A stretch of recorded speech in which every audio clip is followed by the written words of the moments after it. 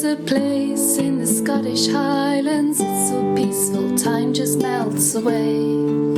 My van is packed and I'm camping at Beauly Holiday. Beauly Holiday Park, Beauly Holiday Park.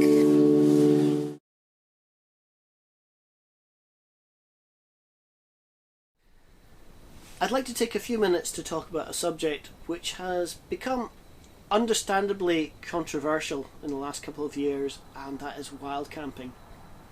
And now I'm not encouraging wild camping and I'm not discouraging wild camping, but people have been making mistakes and I'd like to clarify the rights and the wrongs of it. Now, over the recent years with the COVID lockdowns, obviously campsites were restricted in what they could offer, and there was no toilets, showers and things like that. And so people were doing things which they shouldn't have. Now I think that situation is actually going to improve because there's more facilities around. People will still be wild camping, but what they need to realise is that that is a privilege to be able to do that in Scotland, and with privileges come responsibilities. So one question is, why would a campsite owner make a video on wild camping?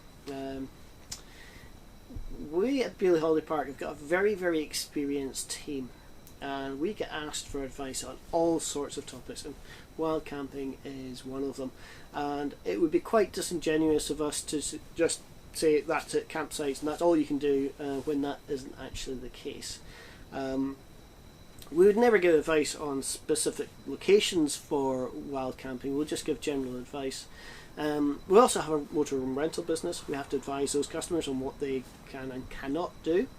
And both myself and my staff are very keen campers, so we like to get out and about when we can as well. Our first piece of advice would be always to use a campsite if it's available. There's quite a few advantages: the safety, the security of the campsite, there's the camaraderie of being around other campers. I've picked up loads of advice over the years just simply doing the dishes at the pot wash at the campsite. But there's sometimes that doesn't work out. Your travel plans might not go to plan and you don't get to the campsite that you plan to stay at. Some campsites don't take advance bookings, so you just have to get there and then the campsite's full and you can't get in. There might not be a campsite in the area you'd like to stay at. So there are times where campsites don't work out, so that's why we look at not staying at a campsite. So up until just a couple of years ago, we would use the term wild camping for anything that wasn't at a campsite. We now tend to split that up. Wild camping is really covered by the Scottish Outdoor Access Code, and that really refers to tent camping when you're out in the middle of nowhere. We tend to use the term off-grid camping for motorhomes, camper vans, that kind of thing, which are staying car parks and laybys, somewhere covered by the Road Traffic Act, not the Scottish Outdoor Access Code.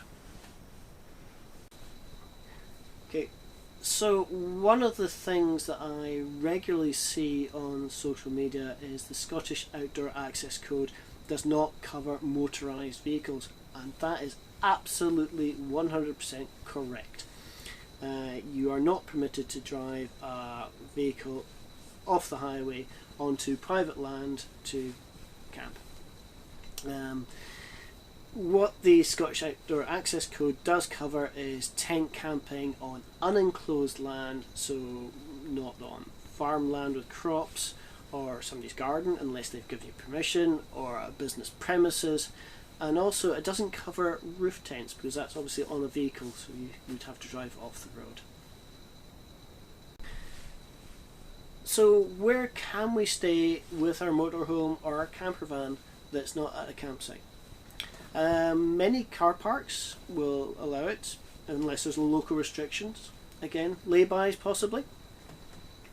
What the Road Traffic Act says, and I'll put a link in the description, is that you can't erect a tent or encamp, or form an encampment, you may say. So you can't put out an awning, you can't put out tables and chairs, or anything that's going to take you out with the footprint of the vehicle. But simply pulling over to sleep in your vehicle is permitted in most cases. So here are some tips on responsibly going off-grid. Never park on grass. You might get stuck, you'll damage the ground, and it might be private ground that you're not allowed to go onto. So basically, if it's grey, it's okay.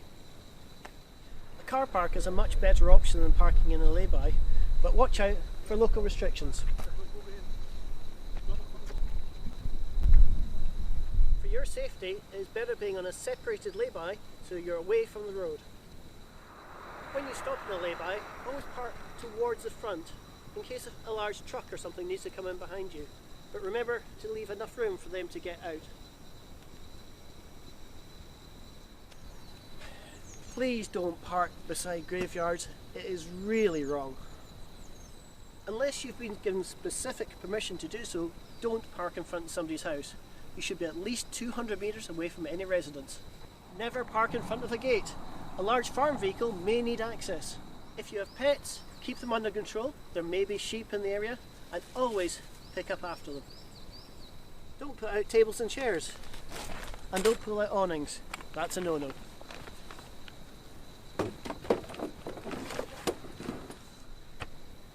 If there are several other motorhomes or camper vans in the same place, then move on to somewhere else. We don't want it looking like an unofficial campsite. Only dispose of your toilet waste and your grey water waste at a proper facility like a campsite. Many campsites offer what they call a passing service, so you can go in, pay a small fee and dispose of these properly. Also, if you're hiring a vehicle, make sure you're familiar with the operation of the toilet cassette before you leave. Don't light fires. You don't need to. You're not a caveman. Don't tie up a lay-by parking in it all day. Arrive late at night, depart early in the morning, and only stay one night in any one location. So just to reiterate, wherever possible you should use a campsite. But if you're in a position where you can't use a campsite for whatever reason, we hope those tips will come in useful and help you be a responsible camper.